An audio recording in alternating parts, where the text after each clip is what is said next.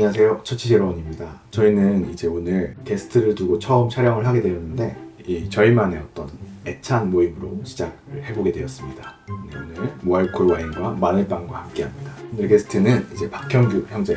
뭘 하고 있는지 잠시 좀 본인 입으로 소개를 해주시면 좋을 것 같아요. 저는 박현규라고 합니다. 정신질환을 앓고 있는 분들의 뇌를 MRI로 촬영을 하고, 그리고 그 MRI를 통해서 얻은 뇌 구조들의 변화, 이런 것들을 관찰하고 있습니다. 현재는 강박증뿐만 아니고 조현병에서도 계속 연구를 진행하고 있습니다. 네, 이런 우리 현규 형제님과 함께 나눠볼 오늘의 주제는 어떻게 하면 과학적으로 신을 인식할 수 있는가. 근데 사실 또 우리가 이제 인식에 대한 얘기를 한다면 차원의 문제를 또 빼놓을 수가 없잖아요.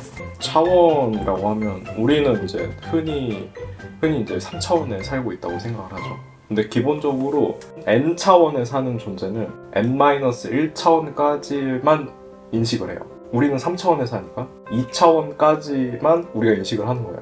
근데 여기서 이제 질문을 할 수 있어요. 내가 보고 있는 거는 지금 3차원인데? 예를 들어 이 빵을 보고 있으면 얘 3차원 아니냐 라고 물어보는데, 3차원을 우리가 인식을 한다고 치면은 내가 얘를 봤을 때 이 빵에 뒤도 볼 수 있어야 되고 아래도 볼 수 있어야 되고 돌려가면서 동시에 볼 수 있어야 되고 다 이걸 딱 봤을 때 다 보여야 돼. 다. 어떻게 보면 이제 우리 눈이 360도 카메라의 역할을 해줘야 되는 건데 그렇진 않다는 거죠. 그죠? 그럼 또 여기서 의문이 근데 이거 아무리 봐도 입체 아니냐, 입체.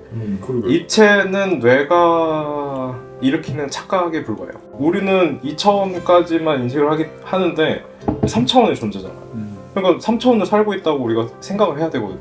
그러려면은 뇌가 만들어줘야 돼요. 얘가 3차원이다. 막 길바닥에다가 구덩이 파는 것처럼 이렇게 그려놨는데 실제로 그냥 평면이죠. 3D 이 영화도 일종의 그런 거죠. 얘가 입체처럼 보이게끔 뭔가 명암을 조절한다거나 아니면 그런 영상적인 테크닉을 써서 그렇게 보이는 것 뿐이지. 좀 더 세밀한 인식을 가능하게 만드는 어떤 디스플레이. 아니 3D 영화도 스크린 바로 옆에서 보면 2차원이에요. 이렇게 그렇죠. 선이 딱 본질은 2차원인데 3차원처럼 보이는 것 뿐이다. 우리가 그냥 3차원이라고 해석을 하는 것 뿐이에요. 그럼 어쨌든 인간은 3차원을 보더라도 2차원으로밖에 인식을 못한다. 그럼 2차원밖에 보지 못한 인간이 어떻게 이제 신을 인식할 수 있을까? 이런 생각을 좀 더 발전시키면은 신은 내가 존재하는 차원 이상에 존재한다고 생각을 하면 굉장히 쉽게 이해할 수 있다고 생각을 해요. 이제 우리가 이제 3차원의 존재니까 만약에 4차원의 존재가 있다고 치면은 그 4차원의 존재는 아까 이야기한 것처럼 이 빵이 쫙 펼쳐져가지고 다 평면처럼 보이는 거예요. 우리가 흔히 이제 4차원이라고 하면 이제 축이 하나 더 생기는 건데, 그렇죠. 거기는 이제 시간축이에요.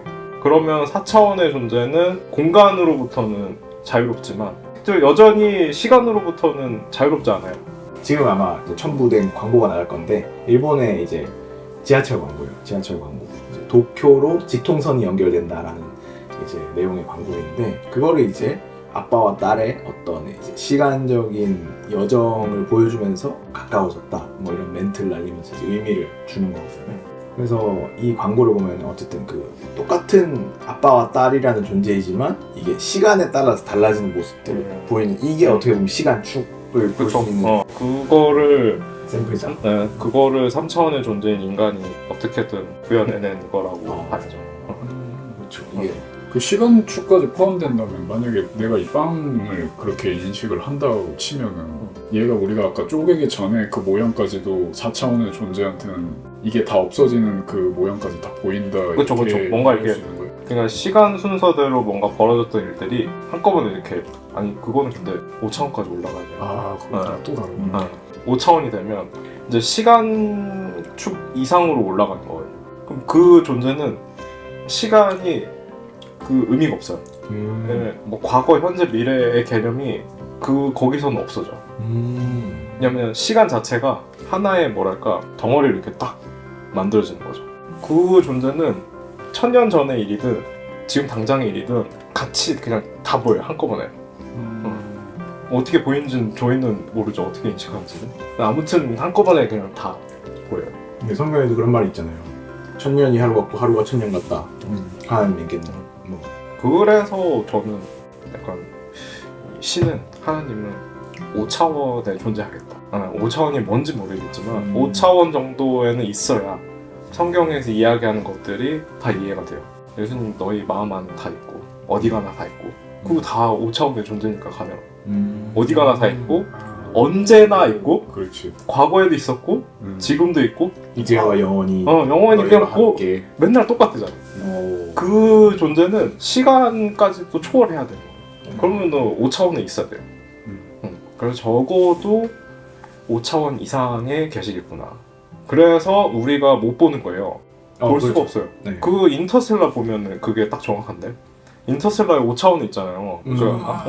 아빠가 5차원에 있어가지고 뭐 신호를 보내는데 이거 뭐 들리지도 않고 보이지도 않고 미약한 중력 신호 그걸로 이제 했던 것처럼 어떻게 보면 신도 우리에게 그렇게 다가오는 걸 수도 있겠다. 인간의 인식은 그런 거를 못 쫓아가기 때문에 굉장히 이제 신앙과 현실의 괴리가 어떻게 보면 신의 존재와 우리 인간의 인식의 괴리가 발생하는 것 같아요. 근데 사실 이거를 신학적으로도 어떤 식으로 표현을 했었냐면은 이제 칼바르트 같은 경우에는 신적 시간으로서의 영혼이 있고 선형적인 시간으로서의 인간의 시간이 있다고 얘기를 했거든요. 근데 인간의 시간이 끝날 때 신의 시간 속으로 인간의 역사는 들어가게 되는 거예요. 그게 이제 어떻게 보면 세상의 종말일 수도 있고 개인의 죽음일 수도 있는 건데, 근데 또 이거를 인간의 입장에서 인식을 하다 보니까 어떤 식으로 해석을 하게 되냐면 이제 믿어서 믿음이 생기고 구원을 받고 성화의 단계로 나아간다, 이렇게 개혁신학적인 묘사, 설명을 할 수밖에 없었던 것 같아요. 사실은 모든 것이 동시에 일어나고 있으면서 모든 것이 동시에 이제 아직 기다리고 있으면서 모든 것이 완성된 단계라고 할 수 있잖아요. 어떻게 5차원의 존재에서 바라봤을 때는.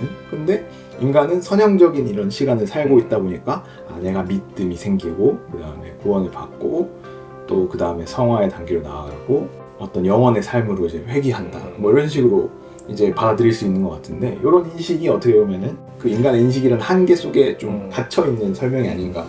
뭔가 그 3차원의 존재를 위해서 설명을 하다 보니까 그렇게 밖에는 텍스트로는 설명이 안 됐을 것 같긴 해요. 그렇죠. 그래서 성경에서 되게 모순되는 구절이 많이 나오잖아요. 구원이 너희가 이미 받은 것이다 라고 하지만 또 구원을 너희가 이루어 나가야 된다라는 이런 것들은 어떻게 보면 이제 5차원의 입장에서 봤을 때는 이게 다 설명이 되는 부분이라고 할 수 있죠. 좀 이렇게 듣다 보니까 궁금한 게 뭐냐면, 이제 각자 그게 있을 거 아니에요. 난 이때 그래도 신을 만났다고 생각해 하는 그게 있는데, 그것과 그 차원으로 인식하는 그것과 연결한다면 어떻게 이야기할 수 있어요? 이 질문 들으니까 그 인터스텔라의 그 장면이 떠올랐어요. 딸이 이거 아빠라는 걸 딱 인식을 해요. 그 영화 끝보를 보면 이건 아빠다.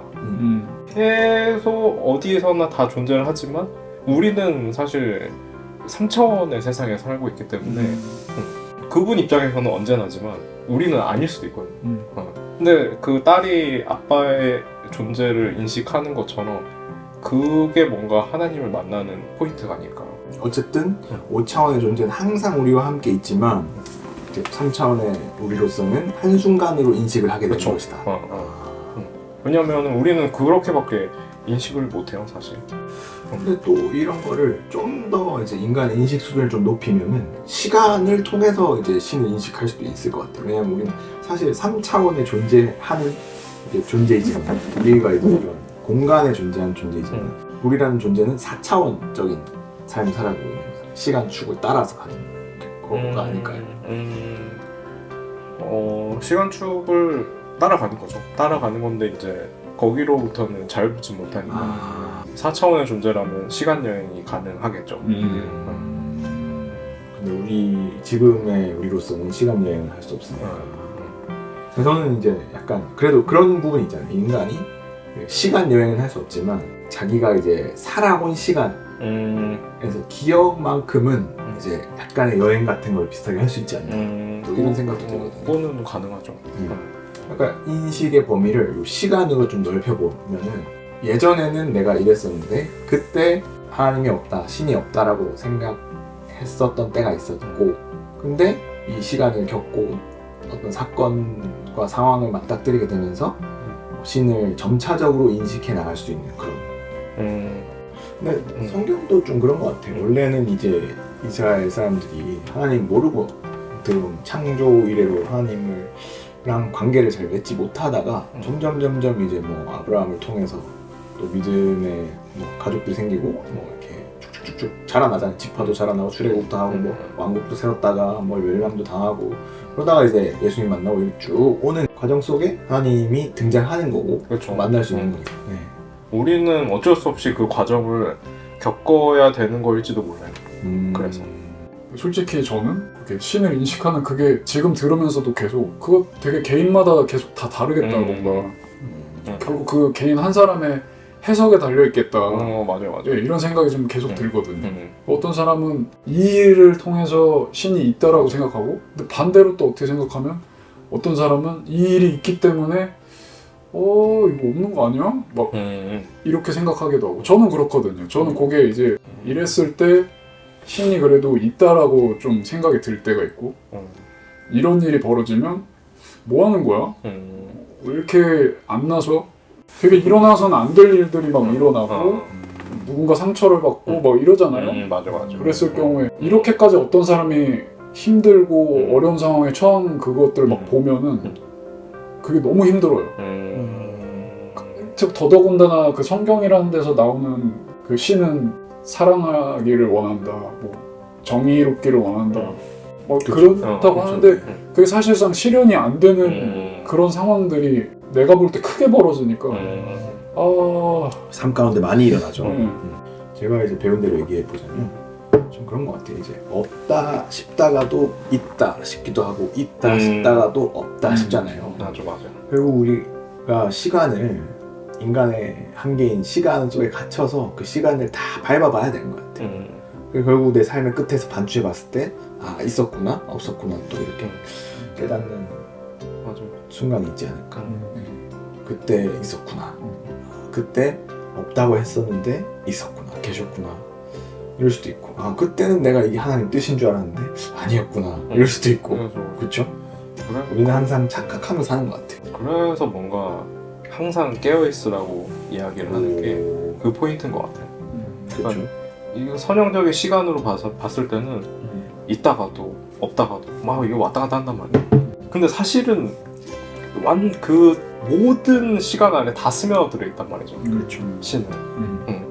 그리고 너가 없다고 느낄지라도 깨어는 있어라. 그래야 지났을 때 그때를 기억해 보면 이때도 어쩌면 계셨구나라고 생각을 할 수 있으니까 그런 것 같아요. 여기서 마무리할까요? 아까 형 대사 너무 좋았어. 그래요? 깨어있으라. 딱 그 메시지를 주면서 끝내야 되거든요. 이런 거. 그렇죠. 다행이다. 이렇게 어쨌든 신을 인식할 수 있는가 그 방법에 대해서 또 과학적인 시각에서 한번 얘기를 나눠보았는데 모르겠습니다. 이 컨텐츠가 여러분들은 어떻게 나아갈지 또 재미있게 나아갈지. 하지만 저희는 계속해서 이렇게 새로운 시도를 하고 있고 굉장히 이상한 소리라고 생각할 거예요. 인터스텔라의 시대에 중세시대의 교리에 묶여있을 필요는 없잖아요. 그죠? 그런 의미에서 저희들의 대화는 앞으로도 계속 될 거고요. 많은 관심과 시청 부탁드립니다. 감사드릴까요? 다음 영상에서 뵙겠습니다. 안녕. 자, 여기서 끊겠습니다.